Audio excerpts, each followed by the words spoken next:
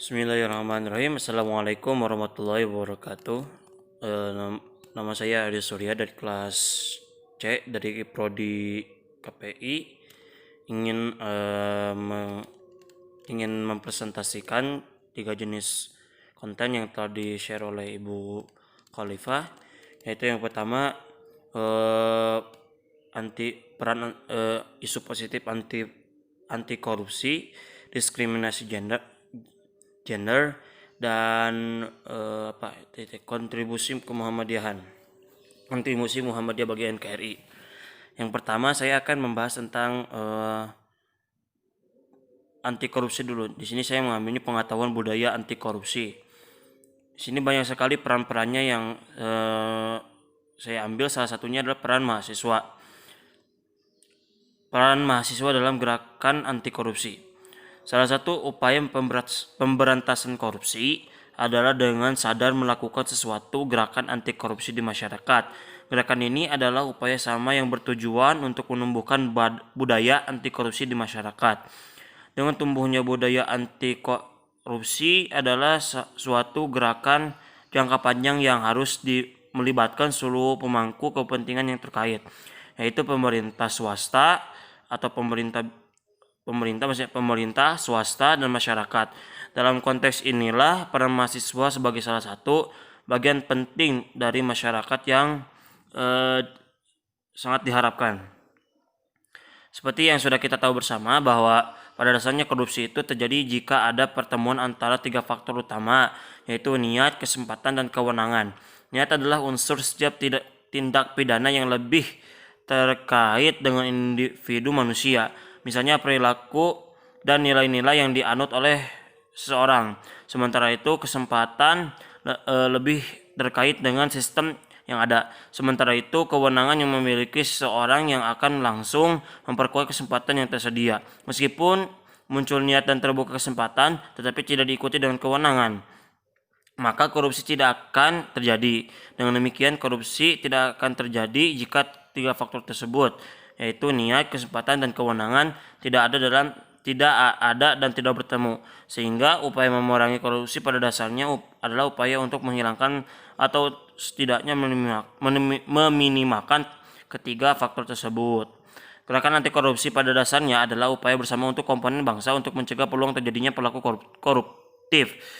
Dengan kata lain, gerakan anti korupsi adalah suatu gerakan yang memperbaiki perilaku individu dan sistem untuk mencegah terjadinya perilaku koruptif. Diyakini bahwa upaya perbaikan sistem atau sistem hukum dan kelembagaan serta norma dan kebaikan perilaku manusia, itu di dalamnya ada moral dan kesejahteraan, dapat menghilangkan atau setidaknya memperkecil peluang bagi berkembangnya korupsi di negeri ini. Peran mahasiswa yang pertama banyak, yaitu ada pencegahan, terus ada opini, gerakan moral, dan banyak sekali lah. Mungkin itu saya. Sebentar. Ada tambahan. Mahasiswa dapat berperan dalam edukasi dan kampanye yang merupakan salah satu strategi pemberantasan korupsi yang sifatnya represif.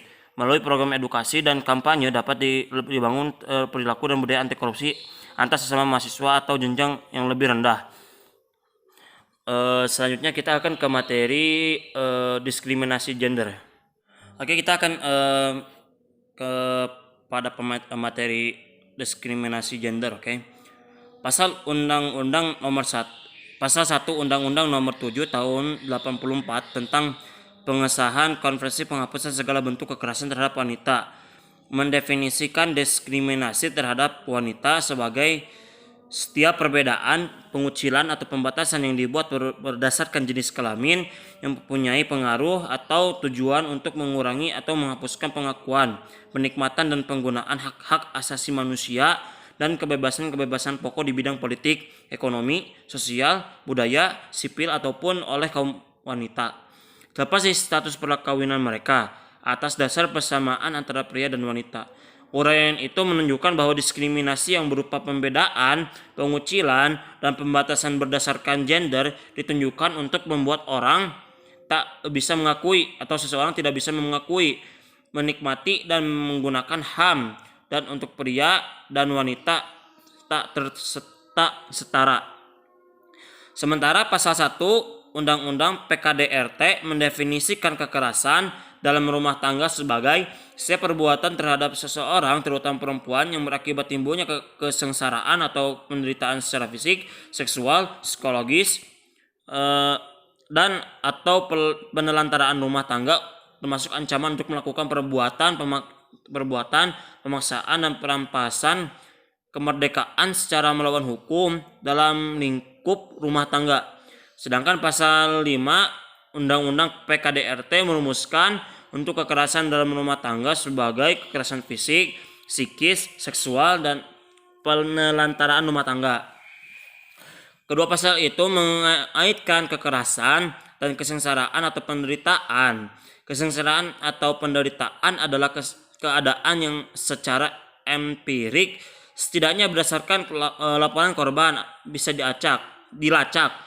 Kita tidak bisa melihat luka bekas seperti pukulan, dan psikolog bisa melihat trauma, dan perkosaan atau penelantaran ekonomis juga meninggalkan jejak. Bahkan pembentukan Undang-Undang PKDRT hanya didasarkan pada Undang tahun 1945 dan buka pada Undang-Undang Nomor 7 tahun 84 yang pasalnya 16 mewajibkan negara peserta konvensi membuat peraturan penghapus diskriminasi terhadap wanita di perkawinan dan hubungan kekeluargaan. Mungkin karena itu popularitas UU PKDRT ini telah melampaui Undang-Undang Nomor 7 tahun 84 dan tersingkirlah istilah diskriminasi dari wacana hukum tentang perempuan di Indonesia. Tulisan ini hendak membahas bagaimana wacana kekerasan terhadap perempuan menggeser wacana diskriminasi terhadap perempuan dalam hukum positif dan tulisan para feminis. Tulisan ini juga membahas bagaimana perubahan wacana itu untuk mengubah bentuk kasus-kasus hukum berbasis gender. Pada bagian akhir akan dibahas makna pergeseran wacana tersebut bagi pejuang feminisme Indonesia menurut jurnal perempuan.org. Oke, sekarang kita akan menuju ke kontribusi Muhammadiyah untuk NKRI. Oke, kita beralih ke materi tentang kontribusi Muhammadiyah untuk NKRI. Muhammadiyah yang didirikan pada tanggal 18 November tahun 1912 kini telah berusia 110 tahun, jauh lebih tua dari usia Republik ini. Muhammadiyah menjadi organisasi keagamaan yang telah mengakar dalam sejarah bangsa. Buku ini memaparkan tentang sejarah dan kontribusi Muhammadiyah bagi Indonesia. Ini mohon maaf cetakan tahun 2019. Muhammadiyah lahir karena situasi sosial masyarakat yang mengalami keterbelakangan kebudayaan. Saat itu kehidupan umat Islam tertinggal dan lemah secara ekonomi. Ditambah lagi bangsa Indonesia terjajah secara politik. Kondisi tersebut mendorong Kiai Haji Ahmad Dahlan mencari jalan keluar yang bersifat reformis. Terus Muhammadiyah memposisikan sebagai gerakan sosial keagamaan, kemasyarakatan, dan kebangsaan. Dia menolak politik praktis. Secara bertahap Muhammadiyah bergerak memajukan ajaran Islam yang menyebar dari Yogyakarta ke seluruh Indonesia. Muhammadiyah mau menguatkan tatanan sosial dan pendidikan agar lebih maju. Dia juga berupaya menampilkan Islam bukan sekedar agama yang bersifat individual dan statis, tetapi dinamis, serta berkedudukan sebagai sistem kehidupan manusia dalam berbagai aspek. Misalnya, membersihkan Islam Indonesia dari pengaruh dan kebiasaan non-muslim. Dia juga mereformulasi ajaran dengan pandangan modern, mereformulasi pendidikan, dan mempertahankan Islam dari pengaruh luar. Gerakannya didasarkan pada ajaran. Jika suatu urusan tidak akan sempurna tanpa alat, maka alat itu menjadi wajib. Muhammadiyah berarti pengikut Muhammad. Kiai Haji Ahmad Dahlan berharap melalui nama ini umat Islam khususnya anggota Muhammadiyah dapat menyesuaikan diri dan mengikuti sesuai dengan pribadinya. Nama Muhammadiyah sama sekali tidak mengandung konotasi asabiyah atau orientasi golongan. Sebab siapapun yang mengikuti Nabi Muhammad berarti Muhammadiyah. Kiai Haji Ahmad Dahlan mengajak umat Islam menjalani hidup menurut tuntunan Al-Quran dan hadis. Buku ini menjawab anggapan bahwa Muhammadiyah terkesan eksklusif, akan tetapi sesungguhnya terbuka. Pemaparan tentang karakter dan keperjalanan dengan lengkap sangat bermanfaat bagi semua yang mempelajari dan memahami Muhammadiyah. Di antara sekian banyak kontribusi Muhammadiyah terhadap bangsa, yang paling menonjol adalah pendidikan. Ahmad Dahlan meyakini dengan pendidikan masyarakat dapat bangkit.